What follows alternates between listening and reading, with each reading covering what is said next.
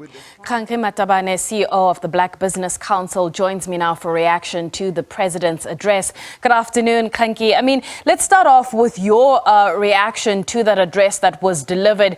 If you had to look at it through the lens of messaging, tone and language.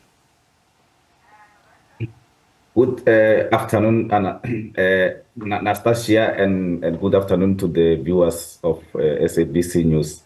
The tone was good, the delivery was good, the message was good, and then we do welcome the speech by the president, and in particular the fact that at the top, and as priority at the top of their strategic intent is to drive inclusive economic growth, in particular to accelerate economic transformation, because in our view, the past 30 years, there have been some progress, but the information that is there and the data that is there tells us that the implementation has not necessarily been what it could have been. We still have black people owning less than 10% of the economy. We still have almost 70% of the JSE listed companies CEOs being white males, which then tells you that we are not changing the patterns of the past as we could. We also appreciate and welcome the creation of a capable state, because without a capable state, most of the things that the president spoke about won't be able to be achieved. But we are cautious, or we are trying to caution the president that what we'll do, we will give the government around 6 months to see if the great speech that the president gave gets implemented, because in our assessment, in South Africa, we don't lack policies, we don't lack legislation, we don't lack plans. What we lack is implementation, we lack execution, but also we lack a very, very important aspect of execution is holding people to account, or consequence management, because some of these things that the president spoke about, like the issue of maintenance, that is a simple issue of holding people to account and managing people properly, so that those who don't do their job, you get them out of the system. On that note, then, let's talk about that 6 months that you're going to be giving all of these priority areas. And I want to hone in on the idea of accountability.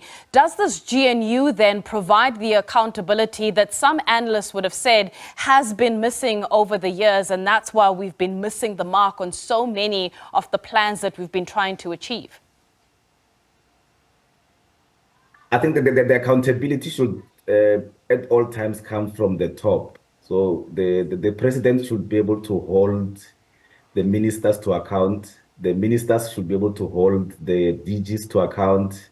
The DGs should also hold people who report to them to account, and so on and so on. So the mere fact that there's a government of national unity on its own, it cannot necessarily bring the accountability. The accountability is an action by individuals, and if people decide not to take actions against those who are not performing and non-performers, and performance manage them, nothing much is going to change. And because if you hear some of these things, we've been talking about, for example, for the past, since 2010, we've been talking about beneficiation, to say we can't keep on taking everything from our ground and sending it to another country and then buying it back as a finished product. But where is the implementation?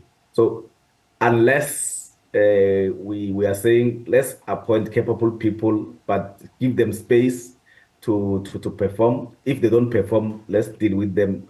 We're not going to change the trajectory of this country. So it's very, very, very important from where we sit in that consequence management will take us very, very, very far. All right, Kganki, unfortunately, we have run out of time. However, I do look forward to catching up with you over the next 6 months to see how satisfied you are when it comes to the pace of reforms in order for the GNU to make the kind of inroads they're looking to make, especially in areas of economic infrastructure and policy priorities. However, thank you so much for your time. That is Kganki Matabane, who is the CEO of the Black Business Council.